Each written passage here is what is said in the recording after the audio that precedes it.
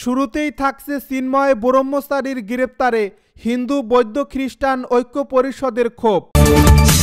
এবারে জানিয়ে দিব জরুরি সভা ডাকল বৈষম্য বিরোধী ছাত্র আন্দোলন। এদিকে চিন্ময় কৃষ্ণ গ্রেপ্তার প্রতিবাদে ডিবি কার্যালয়ের সামনে ধর্মীয় নেতারা।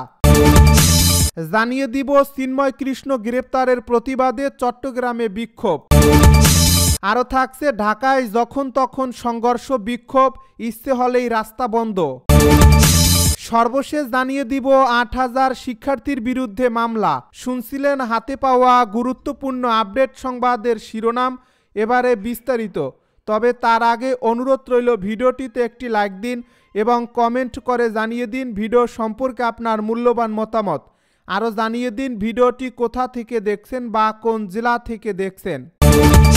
চিন্ময় ব্রহ্মচারীর গ্রেপ্তারে হিন্দু বৌদ্ধ খ্রিস্টান ঐক্য পরিষদের ক্ষোভ। চিন্ময় কৃষ্ণ দাস ব্রহ্মচারীর গ্রেপ্তারে ক্ষোভ প্রকাশ করেছে বাংলাদেশ হিন্দু বৌদ্ধ খ্রিস্টান ঐক্য পরিষদ। সোমবার মনীন্দ্র কুমার নাথের স্বাক্ষরিত এক বিবৃতিতে এ ক্ষোভ প্রকাশ করেন ঐক্য পরিষদের সভাপতিদ্বয় উষাতন তালুকদার, প্রফেসর ডক্টর নিমচন্দ্র ভৌমিক ও নির্মল রেজারিও এবং ভারপ্রাপ্ত সাধারণ সম্পাদক মনীন্দ্র কুমার নাথ। প্রেস বিজ্ঞপ্তিতে বলা হয়, বাংলাদেশ হিন্দু বৌদ্ধ খ্রিস্টান ঐক্য পরিষদের সভাপতিদ্বয় উষাতন তালুকদার, প্রফেসর ডক্টর নিমচন্দ্র ভৌমিক ও নির্মল রেজারিও এবং ভারপ্রাপ্ত সাধারণ সম্পাদক মনীন্দ্র কুমার নাথ সম্মিলিত সনাতনী জাগরণ জোটের মুখপাত্র প্রভু চিন্ময় কৃষ্ণ দাস ব্রহ্মচারীকে আজ সোমবার বিকেলে ঢাকা বিমানবন্দর এলাকা থেকে ডিবি পুলিশ কর্তৃক গ্রেপ্তারের তীব্র নিন্দা ও প্রতিবাদ জানিয়েছেন।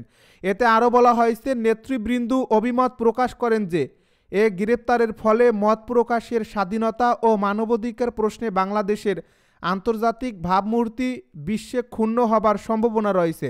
একই সঙ্গে অনতিবিলম্বে প্রভু চিন্ময় কৃষ্ণ দাস ব্রহ্মচারীকে জাতীয় স্বার্থে আশু মুক্তির দাবি জানিয়েছেন।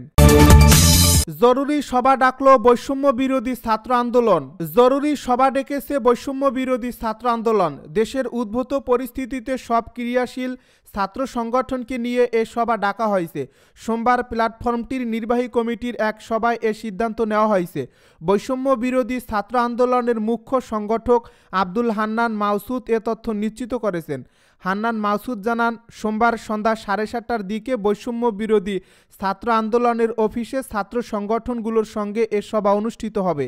ইতিমধ্যেই বিভিন্ন ছাত্র সংগঠনের নেতাদের জানানো হয়েছে। চিন্ময় কৃষ্ণ গ্রেপ্তার প্রতিবাদে ডিবি কার্যালয়ের সামনে ধর্মীয় নেতারা। বাংলাদেশ সম্মিলিত সনাতনী জাগরণ জোটের মুখপাত্র চিন্ময় কৃষ্ণ দাস ব্রহ্মচারীকে গ্রেপ্তারের প্রতিবাদে রাজধানীর ডিবি কার্যালয়ের সামনে অবস্থান নিয়েছেন সনাতন ধর্মীয় নেতারা। দ্রুত সময়ের মধ্যে চিন্ময় কৃষ্ণকে ছাড়া না হলে তারা শাহবাগে অবস্থান নেবেন বলে জানিয়েছেন। আজ সোমবার সন্ধ্যা 7:45টার দিকে সনাতনী জাগরণ মঞ্চের 30 থেকে 40 জন নেতা মিন্টু রোডের ডিবি কার্যালয়ের সামনে জড়ো হন। এর আগে বিকেলে শাহজালাল বিমানবন্দর থেকে বাংলাদেশ পুলিশের বিশেষায়িত গোয়েন্দা শাখার সদস্যরা মুখপাত্র চিন্ময় কৃষ্ণ দাস ব্রহ্মচারীকে গ্রেপ্তার করে।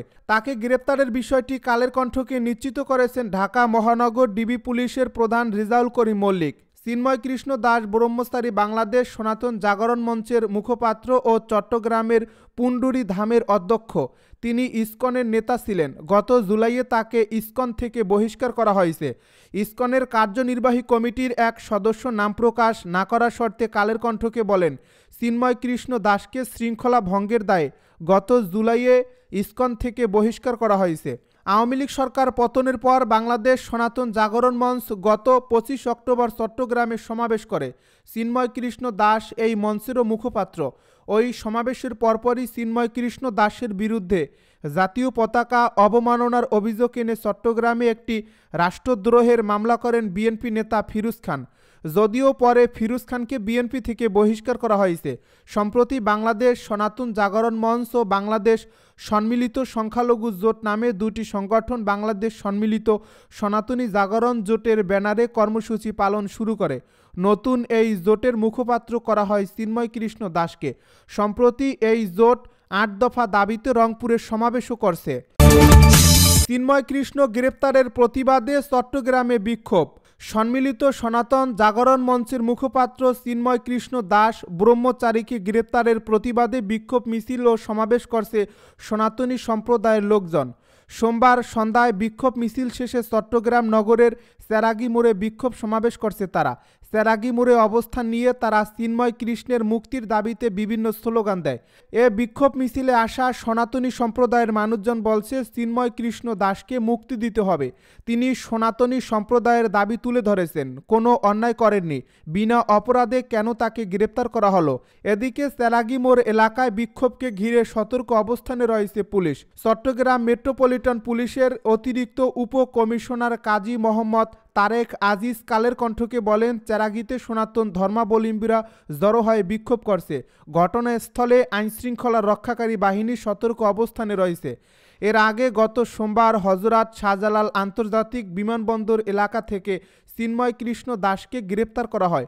সম্প্রতি চিন্ময় কৃষ্ণ দাসের নেতৃত্বে চট্টগ্রাম, রংপুর সহ বিভিন্ন এলাকায় সনাতনী ধর্মাবলম্বীদের ৮ দফা দাবি নিয়ে কয়েকটি সমাবেশ অনুষ্ঠিত হয়।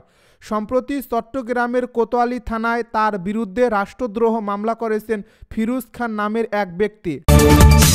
ঢাকায় যখন তখন সংঘর্ষ বিক্ষোভ, ইচ্ছে হলেই রাস্তা বন্ধ। ফেসবুকের ট্রাফিক অ্যালার্ট নামের একটি গ্রুপে সোমবার সকাল 10:30টায় জীবন আহমেদ নামের এক ব্যক্তি লেখেন, আগারগাঁও চৌরাস্তা বন্ধ করে রিকশাওয়ালাদের আন্দোলন শুরু, এই রাস্তা এড়িয়ে চলুন। সময় 10:30। ওই একই এলাকার পরিস্থিতি নিয়েই একই গ্রুপে আসিফ খান শাওন লেখেন, আগারগাঁও এড়িয়ে চলুন, গুলশান যাওয়ার পথ থেকে ফিরে এলাম, আগারগাঁওয়ের পর আর যাওয়া যাচ্ছে না। মূলত আগারগাঁওয়ে রাস্তা বন্ধ করে অবস্থান নিয়েছিল ব্যাটারি চালিত রিকশা চালকেরা, আর এ কারণেই পুরো এলাকায় যান চলাচল প্রায় বন্ধ হয়ে যায় সকালে। আবারও আগারগাঁওয়ে যখন এই অবস্থা, তখন ঢাকার দক্ষিণ পূর্বে ডেমরায় 3 কলেজের শিক্ষার্থীদের মধ্যে তুমুল সংঘর্ষ চলছিল। সব মিলিয়ে এসব ঘটনায় অচল হয়ে পড়েছে রাজধানী ঢাকার যান চলাচল। বিভিন্ন এলাকায় ঘন্টার পর ঘন্টা রাস্তায় আটকে পড়ে দুর্ভোগ পোহাতে হয়েছে বহু মানুষকে। 8,000 শিক্ষার্থীর বিরুদ্ধে মামলা। ভাঙচুর ও গুলি ভর্তি ম্যাগাজিন চুরির অভিযোগে রাজধানীর যাত্রাবাড়িতে অবস্থিত ডক্টর মাহবুবুর রহমান মোল্লা কলেজ সহ বিভিন্ন কলেজের 8,000 শিক্ষার্থীর বিরুদ্ধে সূত্রাপুর থানায় মামলা করেছে পুলিশ। সংশ্লিষ্ট থানার উপপরিদর্শক AKM হাসান মাহমুদুল কবির বাদী হয়ে গতকাল রোববার মামলাটি দায়ের করেন। মামলার এজাহার সোমবার আদালতে আসে। ঢাকার additional chief metropolitan magistrate Ziadur রহমানের আদালত এজাহার গ্রহণ করে 24 ডিসেম্বরের মধ্যে প্রতিবেদন দাখিলের নির্দেশ দিয়েছে। সূত্রাপুর থানার আদালতের সাধারণ নিবন্ধন শাখার সাব ইন্সপেক্টর অনুপ দাস এ তথ্য জানান।